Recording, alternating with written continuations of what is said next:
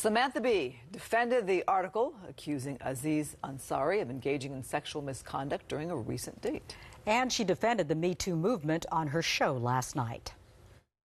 There is a bit of a witch hunt happening. You really want to go there, Liam Neeson? Your most successful movies are literally all about women calling you to say they have a problem and you believing them. When your daughter called to tell you she was taken, you weren't like, whoa, whoa, whoa, are you sure you weren't asking to be taken? Bee said what people don't get is that it doesn't have to be rape to ruin your life. It doesn't have to ruin your life to be worth talking about. Joining us now to talk about that story and more is Heidi Hamilton from Dish Nation and KLOS. Heidi, thank you for being here today. Of course.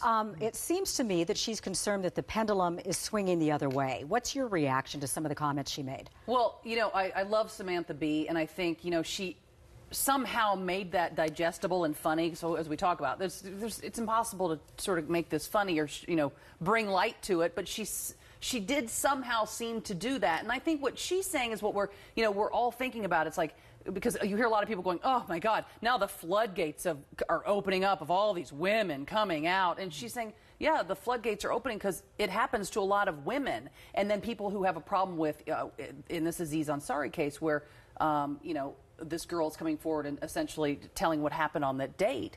And there was an article written about her saying, no, you had a bad date, or, you know, Ashley Banfield from Headline News, which I'm sure we'll get to, talking about how, oh, you essentially were on a bad date. But what the girl describes happening on that date, you know, I think that's the problem, is that, you know, everybody's boundaries are different. So in this situation with Aziz Ansari saying, I don't know, I thought it was consensual, and she goes, no, I was really uncomfortable. And I think that that's part of the problem too, is that the personal boundaries, especially if you don't know somebody very well, that's where you get into trouble, because one person's saying, this is okay that I'm doing this, and another person's going, no, it's not okay what you did.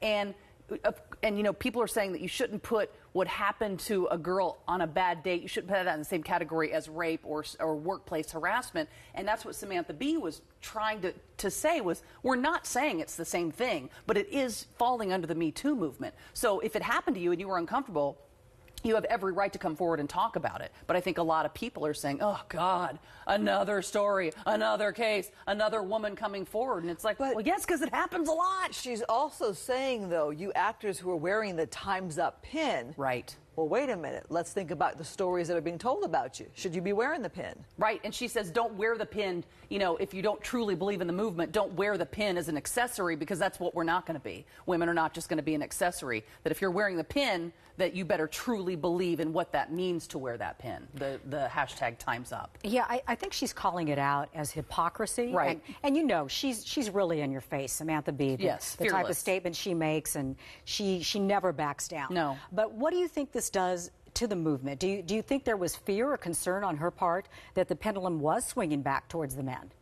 Well, yeah. I mean, I think that is what everybody's worried about, is that when these other stories come out, are we diluting the big issue? And yes, there's always going to, there might be somebody who's going to come forward and say something happened that didn't happen. I mean, when we do the radio show and we talk about it, you know, there are guys who are like, well, then chicks can come out and just say it happened if nothing happened. How's that fair to men? And yes, of course, that's going to happen. So I think we all have to keep each other in check. And we were talking about earlier, it's like, have the buddy system, stay with somebody. And that goes for guys too, you know, have somebody there, you know, have somebody there to protect you, because sometimes it is scary. Like the girl in the Aziz Ansari case said she felt really uncomfortable in his apartment. And people are like, well, if you feel uncomfortable, just leave. Sometimes it's not that easy. She said that he ignored verbal cues that she was giving. Because she was doing some stuff, but didn't want to do other stuff. But Samantha Bee is saying, if you're going to walk the walk in the movement, you need to listen to these cues. Right. You need to be very aware of the cues. And if a woman is saying no, just stop there. Don't keep pushing. But then there are other guys that are like, well, wait, isn't that just the pursuit? Isn't that the chase? Isn't that, you know? I think it's hard. I think it can sometimes be hard on both sides to know exactly what the boundaries are. But I think now with this Me Too movement and Time's Up, it's going to help. I think it's going to help, because it's going to make everybody stop for a second and go, okay, is this happening? Is this legit? Am I doing anything wrong? So I think good's going to come out of it, obviously. Right. Well, hopefully it lends clarity, because I think people are confused now. Yeah, and it's hard to talk about. It's hard to talk about, but we have to talk about it, and we are talking about it, which I think is a good thing. At least that's going to happen. All right, we are in the midst of awards season. There's another big award event on Sunday. James Franco says this time, despite the accusations against him that kept him from the Critics' Choice Awards, he's going to go to the SAG Awards. The SAG Awards. He's going to go, and because he believes in the Time's Up movement. And a lot of people think that he shouldn't go because he has an acting school, film school, where he's the teacher, and he started this school, and he's a great actor. And there were 4 women in his acting class who said that he abused his power as a teacher. And some were very young. Very young women. And then there was a 5th woman who came forward who he was dating at the time, and said that she felt pressured into having sex with him in a car one night. And a lot of people say, oh my gosh, he's one of these guys that is out front, and he's going to be at the SAG Awards for winning an award for the disaster artist, which you're seeing there. And a lot of people said, how dare he go and show up and wear a Time's Up pin when he's got 5 women accusing him of sexual assault. And he said, you know what? He does have comments on what those women said, but he's not even going to defend himself because he believes in the movement so much that he said women have not been heard for so long that he's not even going to defend himself in that. Now, a lot of people are going to see that, oh, you're not defending yourself, so what happened?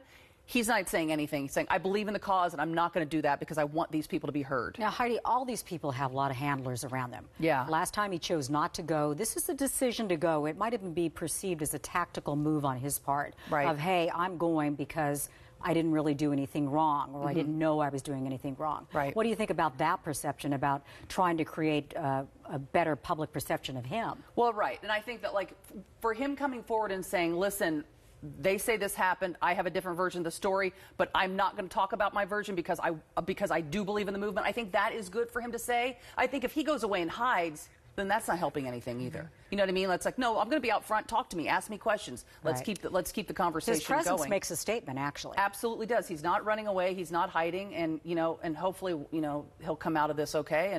But here's the thing too. What bugs me about it is I like James Franco, and that if you are a teacher, you are in a position of power. Stop with that. Stop with the trying to get to date students. It's like, just be there and be their teacher. You don't have to do that. You shouldn't do that. It's a second violation. And that's that abuse of power thing. It's a big year for him, having won that Golden Globe. He's up for Best Actor. He's a likable guy, and you don't want to hear this kind of stuff. But, if those girls say it happened, then yes, we got to listen. Thank you, Heidi. Yep. You can hear Heidi every morning on Frosty, Heidi, and Frank, weekdays from 6 to 10 a.m. on 95.5 KLOS Radio. You can see her weeknights at 11:30 on Dish Nation. That's right here on Fox 11. Heidi, thanks so much. Anytime. We'll be right back.